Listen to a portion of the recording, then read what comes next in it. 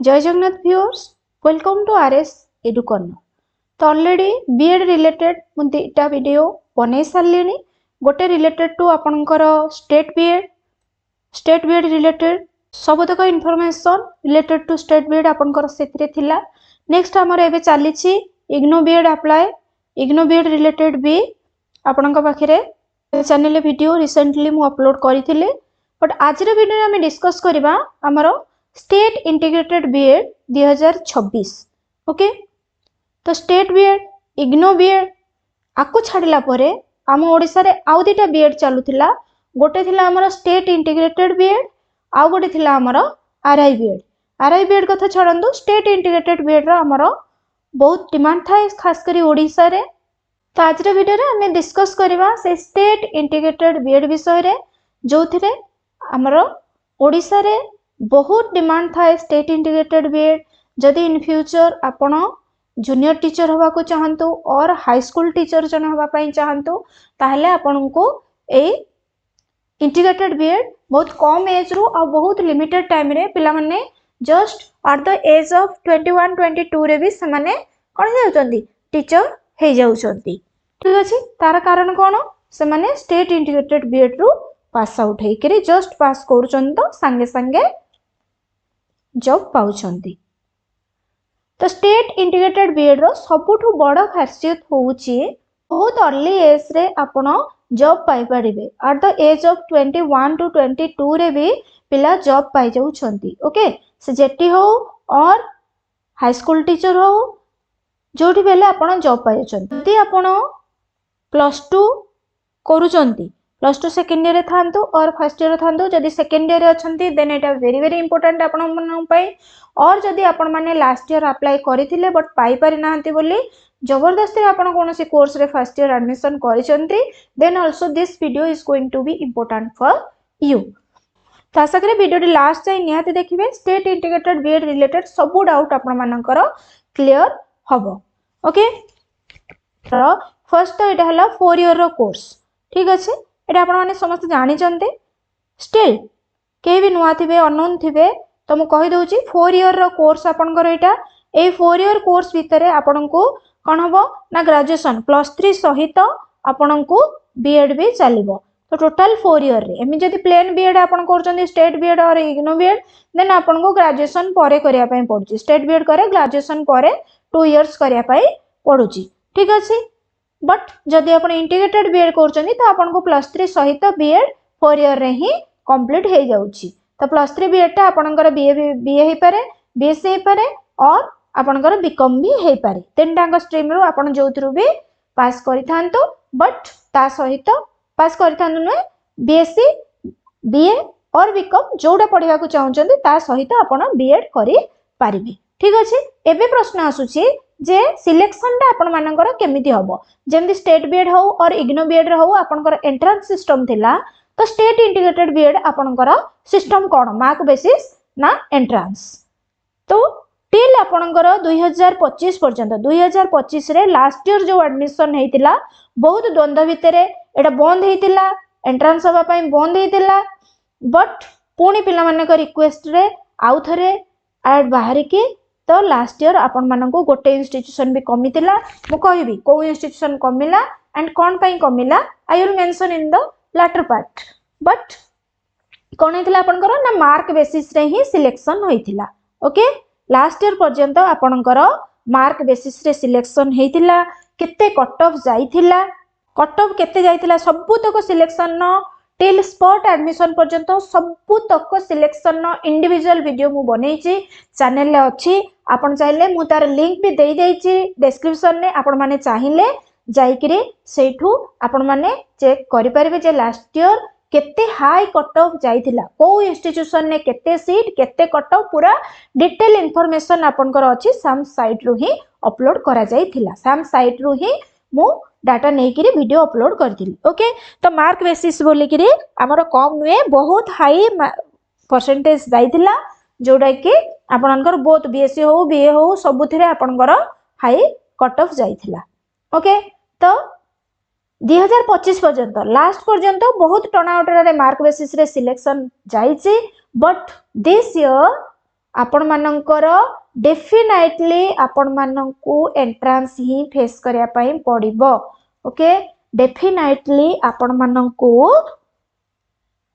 face करिया पई पड़िबो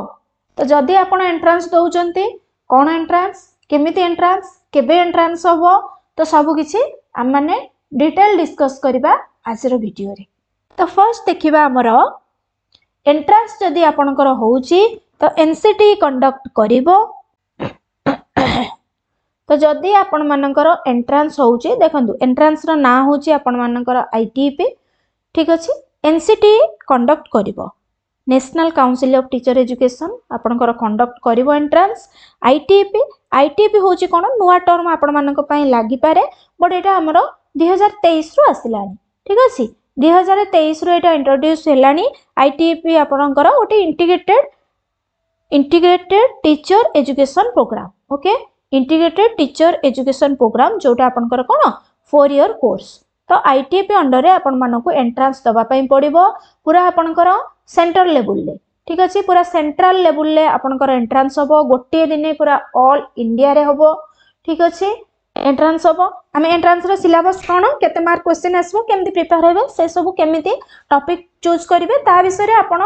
individual video आगो को पाई जिबी बट आज खाली हमें एते डिस्कस करबा देटा सेंट्रल लेवल ले आपणकर सिलेक्शन होबो ठीक अछि एंड पूरा जदि ए पर्यंत हमें देखिबा तो हमर पूरा इंडिया रे 72 इंस्टीट्यूशंस अछि बा यूनिवर्सिटीज और आपणकर तो टोटली 72 भितरु हम ओडिसा रे टिल 2025 ओनली दुईटा सेंटर थिला गोटे आपणकर ए जो दुईटा इंस्टीट्यूशन भितरु गोटे आपणकर आईआईटी भुवनेश्वर थिला आ गोटे आपणकर एमपीसी बारिपदा थिला ठीक अछि एमपीसी बारिपदा आणि एमपीसी बारिपदा आपणकर दुईटांका कोर्स चलौथिला से किछि सीट रखिथिला जोटा कि से मार्क बेसिस रे नौथिला बोथ मार्क बेसिस रे नौथिला एंड एंट्रांस करिके भी आईटीपी अंडर रे भी पिला देला पर एंट्रांस सेथिरे भी हमर बारिपदा रे सीट थिला बट लास्ट ईयर बारिपदा को माइनस करा गला आपनकर मार्क बेसिस सिलेक्शन नु जेहेतु आईटीपी से चलौचे तो आईटीपी अंडर रे आपनकर लास्ट ईयर दीटा आईआईटी भुवनेश्वर आउ एमपीसी बारिपदा ए दीटा ही पिला को एडमिशन देथिला बट फ्रॉम दिस ईयर आपनकर आहुरी कॉलेज पढ़िबो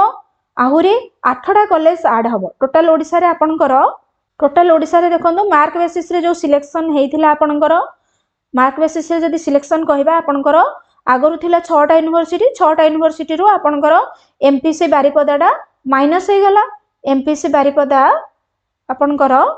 माइनस हे गला तो बाकी बचिला आपनकर 5टा Ravenshaw university Utkal university GM university FM college आउ आपनकर एससीएस पुरी ठीक अछि तो ए 5टा रे आपनकर लास्ट ईयर मार्क बेसिस रे सिलेक्शन हेइथिला जहां भी कट ऑफ जाइथिला ए 5टा कॉलेज रे ही पिला एडमिशन करचंदी both BSc BEd and BA BEd but this year या सहित ए 5टी कॉलेज सहित आपनकर आउ 8टी कॉलेज बा आउ 8टी इंस्टीट्यूशन आपनकर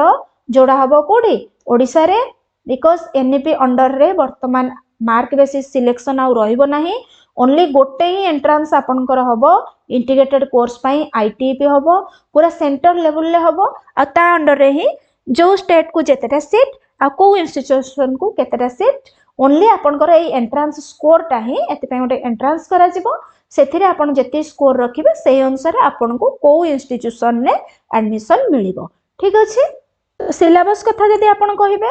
हमर आईटीपी रो जो एंट्रांस होबो तार जदी सिलेबस कथा कहबे मु टिके तार डिफरेंट वीडियो बनेबी बट टिके शॉर्टली कहि दउची जे थिरे आपनकर कोन देबो 100 मार्क रो रहिबो ठीक अछि सिलेबस आपनकर 100 मार्क रो रहिबो एंड सेथिरे आपनकर कंपलसरी सेक्शन रहिबो कंपलसरी सेक्शन ने आपनको 4टा सेक्शन रहिबो गोटे आपनकर लैंग्वेज रहिबो लैंग्वेज रे आपनको निज लैंग्वेज गोटे रखिया पय पड़िबो देन ओडिया और इंग्लिश रहिबो देन जेमिति आपनकर स्टेट बीएड और इग्नो बीएड रो देखि दियंतु स्टेट बीएड और इग्नो बीएड रो जो वीडियो बनेछि सेथिरे जहा अछि आपन मानकर एथिरे एकदम सही प्रोसीजर रहिछि ठीक अछि सिलेबस एकदम सही बढिया रहिछि एठी आपनकर जनरल अवेयरनेस रहिबो टीचिंग एप्टीट्यूड रहिबो ओके देन आपनकर डोमेन सब्जेक्ट आसीबो एटा कंपलसरी सेक्शन गला परे डोमेन टा जेमति सेठी आपनकर कौन बीएससी बा बीए रे आपनकर जोटा निज सब्जेक्ट थिला साइंस आउ आर्ट्स पई अलगा अलगा करिकरे आपनकर साइंस हेले जेमिति आपनको तीनटा इच सेक्शन नु तीनटा चूज करिया पई पडुथिला सपोज मैथ हेला फिजिक्स हेला और बायो हेला ठीक अछि फिजिक्स हेला केमिस्ट्री हेला और बायो हेला एनी 3 आपनको चूज करिया पई पडुथिला आर्ट्स रे जेमिति आपनको हिस्ट्री पॉलिटी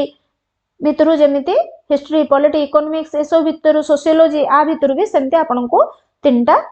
चूज करिया पई पडिबो एंड एथिरे आपनकर 40 मार्क हला बेलकू डोमेन ना आपनकर 60 मार्क हे जाउची टोटल होउची केते टोटल होउची आपनकर 100 मार्क ओके एंड केते मार्क को सेक्शन नु आसीबो